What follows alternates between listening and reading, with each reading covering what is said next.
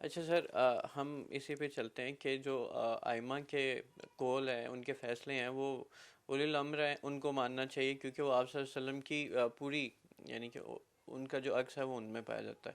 اب اسی معاملے کو ایک سوال بڑا آتا ہے کہ اگر اسی کوئی ایک فیصلہ بنا لیا جائے، تو جب حضرت امام حسن نے بیعت کر لی، یعنی کہ فورفٹ کر لیا تھا اپنی خلافت سے، حضرت امیر معاویہ کو وہ دے دی تھی اور شرائط حسنی طے ہو گئی تھی، اور اس کے 20 سال تک کبھی ریٹیلیٹ نہیں کیا، تو پھر حضرت امیر معاویہ کی سلطنت پہ اتنا اعتراض کیوں کیا جاتا ہے؟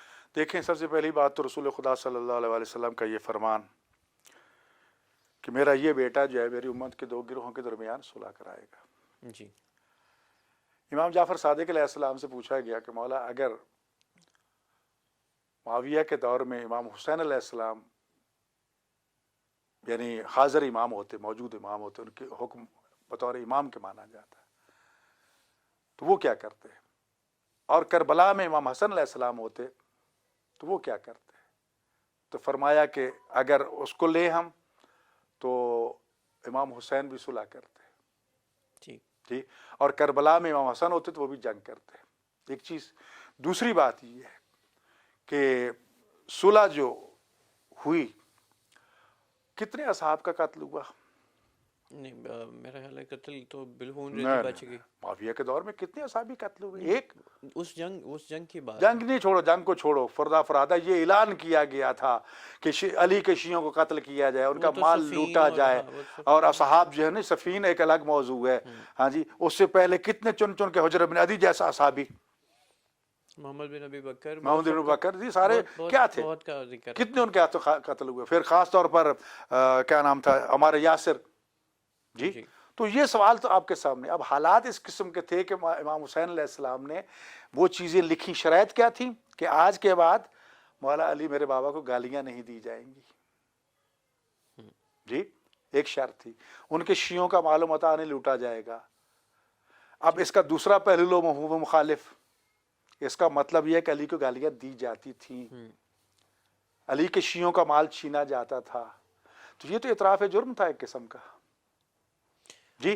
دوسری بات کہ 20 سال تک امام حسین نے آواز کیوں نہیں اٹھائی؟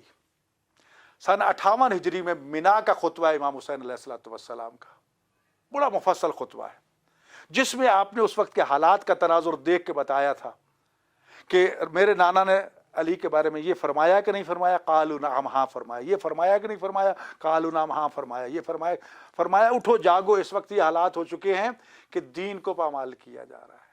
امام حسین علیہ السلام نے، کیونکہ ان کے بھائی نے دستخط کیے تھے اس عہد نامے پہ جی، اس وقت تک جب تک آخری شیخ کو پامال نہیں کیا گیا، اس وقت وہ میدان میں نہیں ہے، وگرنہ معاہدہ شکن ہوتے۔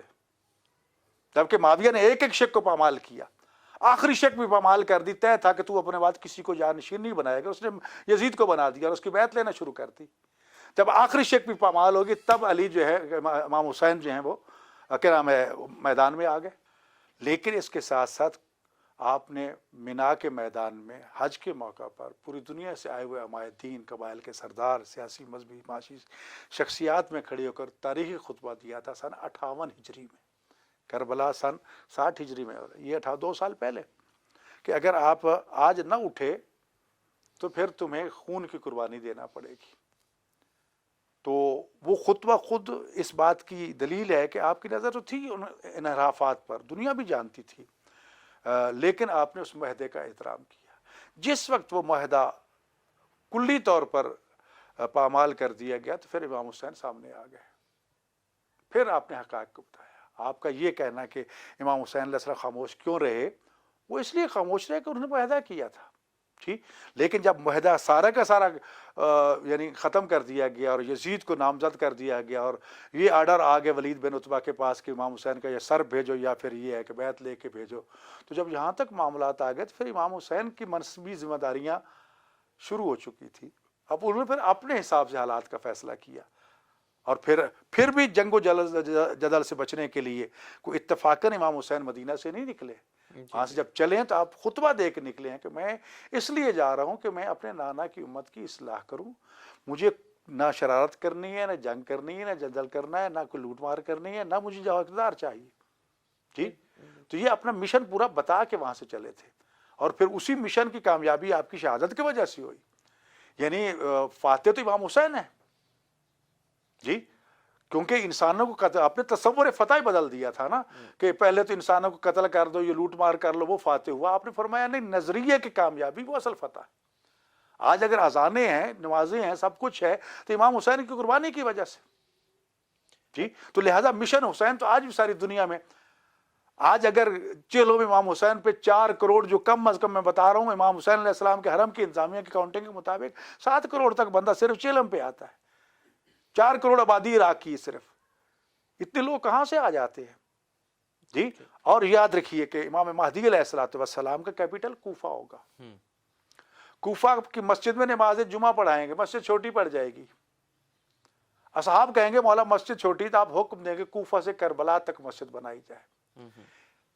1000 دروازوں پر مشتمل مسجد بنے گی, جو امام زمانہ کا امام مہدی علیہ السلام کا کیپٹل ہوگا. آج اس کے ظاہری حالات ہمارے سامنے آ گئے ہیں.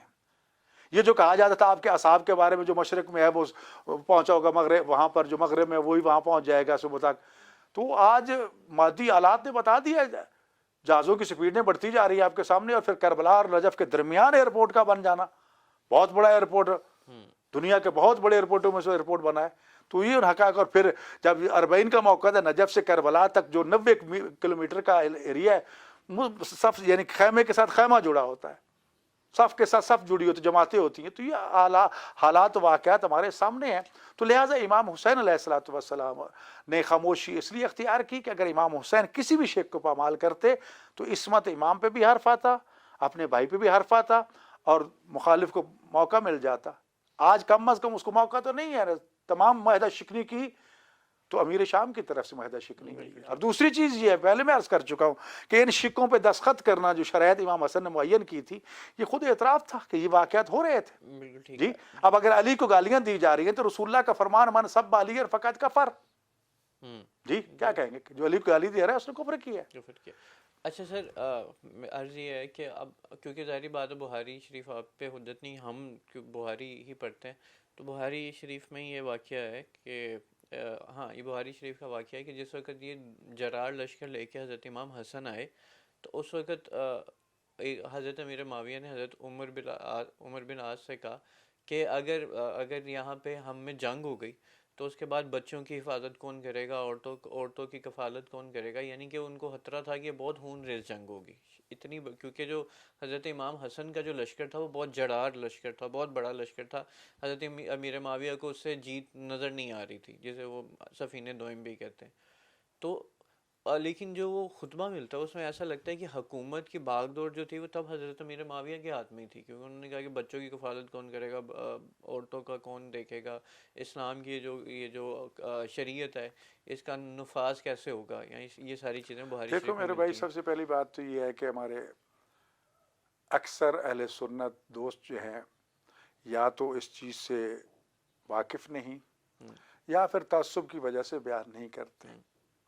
کچھ ایسے ہیں جو انصاف پسند ہیں, جب خلفائے راشدین کی بات ہوتی ہے تو ان میں امام حسن علیہ السلام کو بھی وہ شمار کرتے ہیں کہ وہ بھی خلیفہ راشد تھے.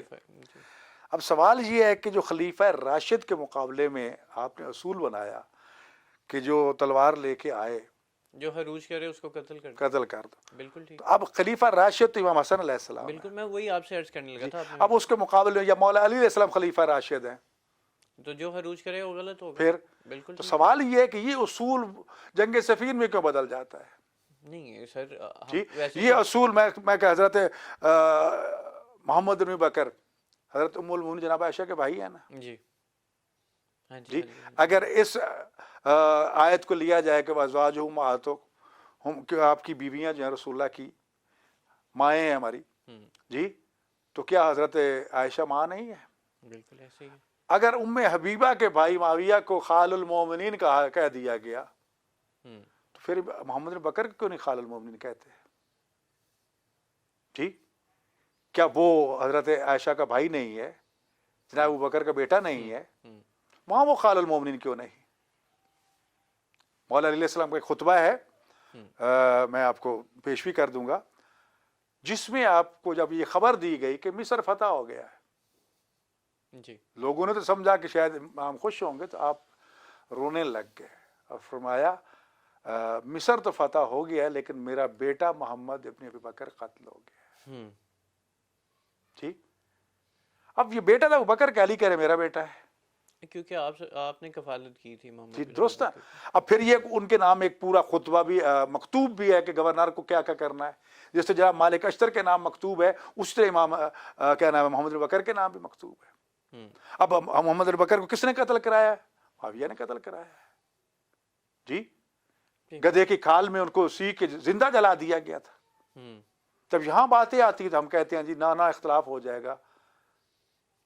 سوال یہ تاریخ کے تلخ ہے کہ پھر سوال یہ ہے کہ جب قرآن موجود ہے اور منصوص من اللہ امام موجود ہے, وہاں اجتہاد کی ضرورت ہی نہیں ہے. ٹھیک جی تو اچھا یہ جو اس وقت جو بھی آپ کو مسئلہ ہے, کیونکہ مولا علی علیہ السلام جو بھی کہیں گے وہ شریعت ہے. جی خلیفہ وقت جو کہے گا وہ جی شریعت ہے. تو پھر یہاں آ کر کہنا جی اجتہادی خطا تھی. وہ بابا اصل موجود ہے, اصول موجود ہے, تو وہاں فرع کی ضرورت ہی کوئی نہیں, اجتہاد کی اجازت ہی نہیں ہے. اگر اہل سنت دیکھیں کسی بھی مکتب فکر میں کہ جو خلیفہ ہوتا ہے وہ جو کرے وہ اولی الامر تو یعنی کہ خلیفہ وہ تو امر بن جاتا دیکھو ہے. سوال سے خلیفہ تو موجود ہے امام علیہ السلام نا. ہاں جی ہاں جی بالکل ایسا جی ہی ہے. تو اب ان کا حکم مقدم ہوگا یا ان کا مقدم ہوگا؟ خلیفہ کا. تو پھر خلیفہ کا مقدم ہوگا. تو پھر جنگ صفین کو کیوں کہا جاتا جو ایک سال پورا لڑی رہی ہے, پتہ نہیں کتنا عرصہ اس کے لڑی بارے جاتی میں رہی. سر آپ جو اولی الامر یا نس کی بات کر رہے تھے, دیکھیں کوئی بھی سنی مکتبہ فکر سے کوئی بھی یہ نہیں کہتا کہ اس وقت اس جنگ صفین میں حضرت امیر معاویہ کا سٹانس ٹھیک تھا. سب یہ کہتے ہیں کہ حضرت امیر معاویہ کا سٹانس ٹھیک نہیں تھا. جب معاملہ حضرت علی تقابلی جائزہ حضرت علی اور حضرت امیر معاویہ کے مقابلے میں ہو تو سب کہتے ہیں کہ حضرت علی ہی حق پہ تھے. کبھی بھی اس کی کسی نے بھی نہیں اس کو وہ کہا. دیکھو یہ درمیان میں بات چل رہی تھی, تو معاملہ یہ ہے کہ یہ روایت یا یہ اصول کلیہ قاعدہ گھڑا گیا کہ یہ معاویہ کی اجتہادی خطا تھی. سوال یہ ہے کہ یہ اجتہادی خطا جو ہے, خطا اجتہاد کا تو یہ مقام ہی نہیں ہے. جی اجتہاد تو وہاں کیا جاتا ہے جہاں پر کوئی معصوم امام یا وہ موجود نہ ہو. جی تو وہ اجتہاد کے پھر آگے اصول ہیں کہ سب سے پہلے قرآن سے دیکھو, پھر فرمان نبی صلی اللہ علیہ وسلم سے دیکھو. جی پورے سسٹم دیا گیا ہے کہ اجتہاد کرنے کے لیے یہ تو نہیں ہے کہ سڑک سوار ہو جائے جو میں نے کہہ دے وہ اجتہاد ہو گیا. تو لہٰذا بات یہ ہے کہ اس قسم کے ہیلے گھڑ گھڑ کے لوگوں کو گمراہ کرنے کی کوشش کی گئی اور آج بھی گمراہ کیا جا رہا ہے. سوال یہ ہے جیسے قرآن فرماتا ہے کہ حق کو مت چھپاؤ, باطل کو باطل کہو, حق کو حق کہو.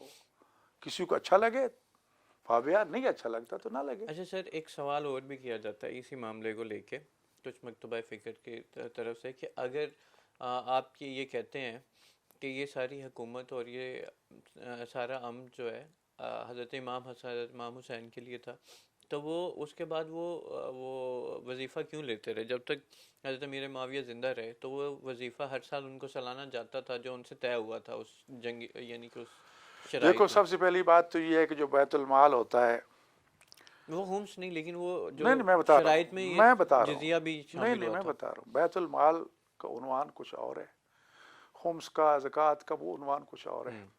بیت المال جو ہے وہ تقسیم کیا جاتا تھا.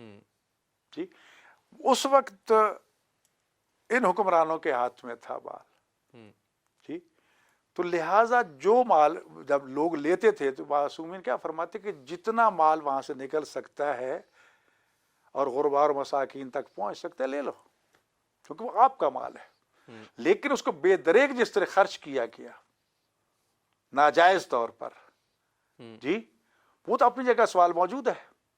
لیکن وہ ایک طرف طلحہ و زبیر آتے ہیں مولا علی علیہ السلام کی خدمت میں. مولا علی علیہ السلام جو بیت المال کے دیے سے روشنی میں کام کر رہے ہیں. جی جب ان سے مخاطب ہونے لگے بیت المال کا دیا بجھا دیا جو اس کے بیت المال کے تیل سے جل رہا تھا, اپنے تیل سے اپنے دیے کو جلا دیا.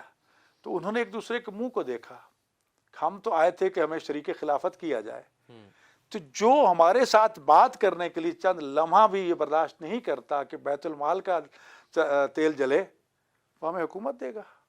تو سوال تو یہ ہے کہ جب بیت المال ہے تو امانت ہے.